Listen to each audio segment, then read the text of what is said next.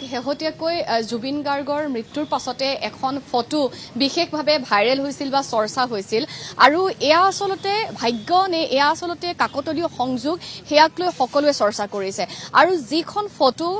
এগৰাকী আচলতে খুব ভাল ফটোগ্ৰাফাৰ তেখেতে নুৰুল হুদা পাটোৱাৰী তেখেতে জুবিন গাৰ্গক তুলিছিল আৰু লক্ষ্য আছিল যে 55 বছৰত এই ফটোসমূহ লগাই এখন ফটো বায়োগ্ৰাফি তেওঁ প্ৰস্তুত কৰিব আৰু সেই স্থানটোৱে হৈছে এইটোৱে স্থান যিটো স্থানত আজিৰ পৰা প্ৰায় 11 বছৰ পূৰ্বে শিৱসাগৰত এটা অনুষ্ঠান কৰি পুৱতি নিশা আহি ইয়াত উপস্থিত হৈছিল সেই জুবিন গাৰ্গ আৰু হঠাৎ তেওঁ এই স্থানতে ঘূৰি ফুৰিছিল কাৰণ প্ৰকৃতি ভাল পোৱা এগৰাকী ব্যক্তি আছিল জুবিন গাৰ্গ আৰু জুবিন গাৰ্গে এই স্থানতে সেই বিশেষ ফটোখন তেওঁ তুলি ধৰিছিল খুব এটা ধুনীয়া তেওঁ আচলতে ফটো খুব ভাবুক মনেৰে এখন ফটো তুলিছিল আৰু এই শিলটোৰ কাষতে বহিছিলে আৰু ফটোখন তোলাৰ পাছতে আৰু এই কাষত যিজোপা আমি ফটোখনত গছ দেখিছিলোঁ এই গছজোপাই আছিল এইজোপা গছ আৰু সেই বিশেষ গছজোপাৰ তলতে সেই বিশেষ দিনটোত জুবিন গাৰ্গে সেই ফটোখন তুলিছিল হয়তো তেওঁ নাজানিছিল যে তেওঁৰ জীৱনৰ শেষ ঠিকনাটো এই স্থানতে আহিব এই যিটো বিশেষ স্থান সেই স্থানৰ পৰা মাত্ৰ কেইখোজমান গ'লে আজি তেওঁৰ চিৰদিনৰ বাবে শুই ৰোৱা যিখন চিতাভস্ম সেই চিতাভস্ম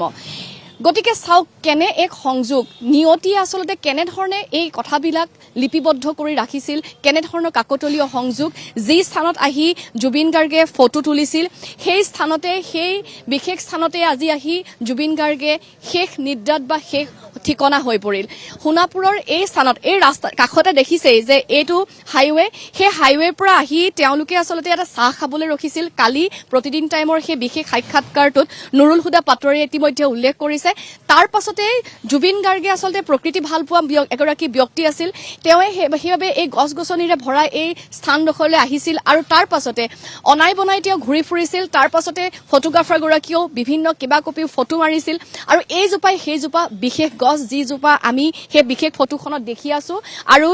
এই তলৰ যিখিনি শিল আছিল ইয়াত কেইবাটাও আৰু শিল আছিল কিন্তু বৰ্তমান উঠাই দিয়া হৈছে সেইকেইটা শিল আৰু এই শিলটোতে বহি জুবিন গাৰ্গে সেই বিশেষ ফটোখন তুলিছিল হয়তো তেওঁ সেইদিনাখন জনা নাছিল যে এই স্থানতেই তেওঁ শেষটো ঠিকনা হ'বহি কিন্তু নিয়তিৰ আৰু যি ভাগ্য আৰু যেনেধৰণৰ আচলতে কাকতলীয় সংযোগ সেই সংযোগক লৈ এতিয়া সকলো আচৰিত হৈ পৰিছে আৰু আমাৰ প্ৰতিদিন টাইমৰ সহযোগী সাংবাদিক কমলদা যিহেতু আছে মই অকমান আপোনাৰ পৰা জানিব বিচাৰিম এয়া আচলতে কাকতলীয় সংযোগ নে এয়া আচলতে নিয়তি নে কেনেধৰণে আচলতে সকলোৱে আচৰিত হৈছে যে যিটো স্থানত তেওঁ ফটো তুলিছিল সেই স্থানতে তেওঁ আজি শেষ নিদ্ৰাত শেষ ঠিকনা হ'ল জুবিন গাৰ্গৰ হয় এটা কথা ক'ব লাগিব যি ফটো ইতিমধ্যে শামছুল হুদা পাটগিৰি ডাঙৰীয়াই কৈছে যে এই স্থানৰ বুলি কৈছিল যে যোৰহাটৰ পৰা ৰঙালী বিহুৰ এটা প্ৰগ্ৰাম কৰি আহি তেওঁ ইয়াত জিৰণি লৈছিল কিছু সময় যিহেতু জুবিন দা আচলতে এটা প্ৰকৃতিক ভাল পোৱা মানুহ আছিল আৰু তেওঁ ক'ত কেতিয়া ৰখি যায় সেইটো কিন্তু আমাৰ জ্ঞাত নহয় কিন্তু এটা কথা সঁচাই ক'ব লাগিব সেই কথাটো হৈছে যে তেওঁ এই অঞ্চলটোৰ ডিমৰীয়া অঞ্চলৰ যি স্থান আছে এই স্থানৰ বিভিন্ন স্থানত তেওঁ মাজে মাজে আহি ৰখি যায় আৰু হঠাৎ আহি ইয়াৰ ৰাইজৰ লগত বহিব কোনোবা এখন চাহ দোকানত তেওঁ চাহ খাব গতিকে সেই কথাখিনি আৰু যি ফটো ভাইৰেল হৈছে সেই ফটো আমিতো জ্ঞাত নহয় কিন্তু যদিহে এই স্থানৰ সেই ফটোখন হয় বুলি ইতিমধ্যে তেওঁ দাবী কৰিছে তাৰ পৰা কিন্তু আমি যথেষ্ট সুখী যিহেতু এই অঞ্চলৰ এটা সংবাদ মাধ্যমৰ লোক হিচাপেও আমি যথেষ্ট সুখী যে তেনে এটা স্থানতেই জুবিন দা আহি ইয়াত তেওঁ শেষ যি আচলতে শুৱনি তেওঁৰ ইয়াত হ'ল আৰু ইয়াৰ স্থানীয় ৰাইজেও সেই ক্ষেত্ৰত যথেষ্টখিনি ভাল পাইছে গতিকে আমি যথেষ্ট সুখী এই ক্ষেত্ৰত যে ইয়াতেই তেওঁ জিৰণি লৈছিল আৰু এই স্থানতে তেওঁ আহি শেষৰ যি অন্তিম যাত্ৰা তেওঁৰ ইয়াত সামৰণি পৰিছে আপুনি কি ক'ব এইটো স্থান 11 বছৰ পূৰ্বে য'ত জুবিন দাই পুৱতি নিশা আহি এখন ফটো মাৰিছিল আৰু এই স্থানেই তেওঁ এতিয়া শেষ ঠিকনা হ'ল হয় প্ৰথমতে আমি সকলো মৰ্মাহত এতিয়াও সেই দুখ আমি সঁচা বুলি ধৰি ল'বই পৰা হোৱা নাই কিন্তু মাজতে যোৱা 3-4 দিন আগত ফটো একপি পালোঁ আমি ভাইৰেল হ'ল ফটোকপি যে আমাৰ এই স্থানত আমাৰ আপোন যে কমাৰকুছিৰ যি শ্মশান চলি আছিল তাত জুবিন দাই আহি ফটো একপি দিছে খুব এণ্ডাৰ্ছ কৰি চালোঁ কিছু মিলা যেন পাইছোঁ বস্তুবিলাক গছডালো পাইছোঁ এতিয়া ডেভেলপমেণ্টৰ কাৰণে হয়তো সেই গছডাল হয়তো কাটি দিয়া গৈছে তেনেকুৱা ধৰণৰ কথা হ'ব পাৰে কিন্তু জুবিন দাৰ যে সোণাপুৰ প্ৰিয় আছিল সেইটো আমি তেওঁৰ আগৰ অৱস্থা আগৰ গানবিলাকত আমি সোণাপুৰৰ নাম পাওঁ তেওঁৰ কথাবিলাকত সোণাপুৰ পাওঁ আৰু এই সোণাপুৰৰ আহযাহটো তেওঁৰ প্ৰায়ে আছিল সোণাপুৰৰ গাতে লাগি থকা মালৈবাৰীত তেওঁ মাছ মাৰিব খুব বেছি আহিছিল মাছ মাৰিবৰ কাৰণে তেওঁৰ নিজৰ এটা মাছ মৰা পুখুৰী দি এটা অনুষ্ঠানো আছে তেওঁৰ অলৰেডি মালৈবাৰী নাপাওঁতে আমাৰ সোণাপুৰৰে দাঁতিকাষৰীয়া ডিমৰীয়াৰ ভিতৰৰে হয় তো সেইফালৰ পৰা আমি ক'ব পাৰোঁ যে সোণাপুৰত তেওঁ যে আছিল সেই ফটোকপি যে আছিল সেইটো সত্য আৰু তাতে এতিয়া আজি আমি সেই ঠাইডোখৰতে তেওঁক যুগমীয়া কৰি ৰাখিব পাই আমিও ধন্য হৈছোঁ আৰু যিগৰাকী ব্যক্তিৰ আচলতে মৃত্যুক লৈ বিভিন্ন প্ৰশ্ন উত্থাপন হৈছে এতিয়া আৰু শেহতীয়াকৈ আজি মুখ্যমন্ত্ৰীয়ে টুইট যোগে কৈছে যে যিগৰাকী শ্যামকানু মহন্তক আচলতে চৰকাৰে ইয়াতে কোনো ধৰণৰ প্ৰগ্ৰেম পতাৰ ক্ষেত্ৰত নিষিদ্ধ কৰিছে আপোনালোকে এই সিদ্ধান্তক কি ক'ব এতিয়া সেই সিদ্ধান্তটো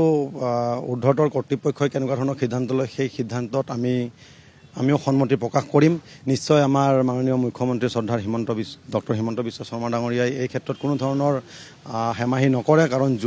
শ্যামকানু মহন্তই আচলতে শাস্তি পাব লাগে নালাগে ইয়াৰ আচলতে ন্যায় পাব লাগে নালাগে আমাৰ জুবিন গাৰ্গে এতিয়া শ্যামকানু মহন্তই শাস্তি পাবলৈ লাগে নে নালাগে সেইটো CID তদন্তৰ পিছতহে আমি ক'ব পাৰিম কাৰণ এই ক্ষেত্ৰত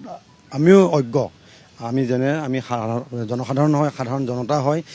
আজিৰ তাৰিখলৈকে এতিয়ালৈকে কালিলৈকে মাননীয় মুখ্যমন্ত্ৰী মহোদয়ে যিখিনি কাম হাতত লৈ পিনে আমাৰ মৰমৰ শিল্পীগৰাকীক চিৰবিদায় দিবৰ কাৰণে যি পন্থা হাতত লৈ যেনেদৰে তেওঁ দিনক ৰাতি কৰি ৰাতিক দিন কৰি একাকাৰ কৰি তেওঁ শুৱা নাই আমি নিজে জানিছোঁ আমিও তেখেতৰ লগত এক পলকো শুব পোৱা নাই আৰু তেওঁ শুব পোৱা নাই দিন ৰাত কষ্ট কৰি যিখিনি কাম কৰিছে সেইফালৰ পৰা মই নিশ্চিত আমাৰ কমাকুছিবাসী ৰাইজ নিশ্চিত যে শ্ৰদ্ধাৰ মুখ্যমন্ত্ৰীগৰাকীয়ে আগন্তুক সময়তো উচিত পদক্ষেপে গ্ৰহণ কৰিব আৰু যিগৰাকী সিদ্ধাৰ্থৰ কথা কৈ আছে যিগৰাকী তেওঁ মেনেজাৰ আছিল জুবিন গাৰ্গৰ সমান্তৰালকৈ যিটো প্ৰতিষ্ঠানে জুবিন গাৰ্গৰ গোটেই মেনেজমেণ্টটো চাইছিল টাৰ্চেম মিট্টাল তো টাৰ্চেমৰ এইখিনি এওঁলোকৰ হাততে জুবিন গাৰ্গৰ ইউটিউব হওক স্পটিফাই হওক যিখিনি সামাজিক তেওঁ ছ'চিয়েল মিডিয়া চলাইছিল গোটেইখিনি কণ্ট্ৰলটো তেওঁলোকৰ হাতত আছে তেওঁলোকৰ হাতত থাকিলে এতিয়া ভৱিষ্যতলৈ গোটেই ৰেভিনিউটো তেওঁলোকৰ হাতলৈ গৈ থাকিব তেওঁলোকৰ হাতৰ পৰা জুবিনৰ পৰিয়াললৈ অহাটো এতিয়া খুব প্ৰয়োজন হৈ পৰিছে হয় নিশ্চিতভাৱে জুবিনদাৰ পৰিয়াললৈ অহাটো নিশ্চিত হৈ পৰিছে সেই ক্ষেত্ৰত আমাৰ অসম চৰকাৰেও কৰণীয় বহুতখিনি আছে অসম চৰকাৰে কেনেকৈ তেওঁলোকৰ পৰিয়ালটোক মানে আগন্তুক সময়ত তেওঁলোকক কেনেকৈ প্ৰতিষ্ঠিত কৰি ৰাখিব বা জুবিনদাৰ যিখিনি কৰণীয় আছিল যিখিনি আশা পুহি ৰাখিছিল মনত যিখিনি কৰিবলগীয়া আছিল সেইখিনি খুব কম সময়ৰ ভিতৰত নিয়তিয়ে তেওঁক আমাৰ মাজৰ পৰা লৈ গ'ল তেখেতৰ কৰণীয় বহুত আছিল মন বহুত ডাঙৰ আছিল জুবিনদাৰ সেই হিচাপে আমি ভাবি ল'ব পাৰোঁ যে তেওঁ কৰিবলগীয়াও বহুত হৈ গ'ল বহুত আশা পুহি গ'ল যিটো নেকি গৰিমাবুৱে সকলোতকৈ ভালকৈ জানিব তেওঁৰ মেনেজাৰ হওক বা শ্যামকানু মহন্ত হওক XYZ যোনে নহওক তাতকৈ গৰিমাবুৱে খুব ভালকৈ জানিব এই ক্ষেত্ৰত মই চৰকাৰক অনুৰোধ জনাম যে গৰিমাবুৰ লগত ভাল ধৰণে বহি কিছুদিন পিছত ভাল ধৰণে বহি মানে ভালদৰে আলোচনা কৰি তেওঁৰ কি ধৰণৰ কি প্লেনিং আছিল আগন্তুক সময়ত সেইবিলাক আলোচনা কৰি আগবঢ়াই লৈ যাবৰ কাৰণে নিশ্চয়কৈ মই পুনৰবাৰ দেখুৱাই ল'ব বিচাৰিছোঁ এই বিশেষ স্থান যিহেতু এতিয়া চৰ্চা হৈ আছে আৰু আপোনাক ধন্যবাদ জ্ঞাপন কৰিছোঁ সেই স্থানৰ পৰা আমাক কিছু পৰিৱেশ দেখুৱাৰ বাবে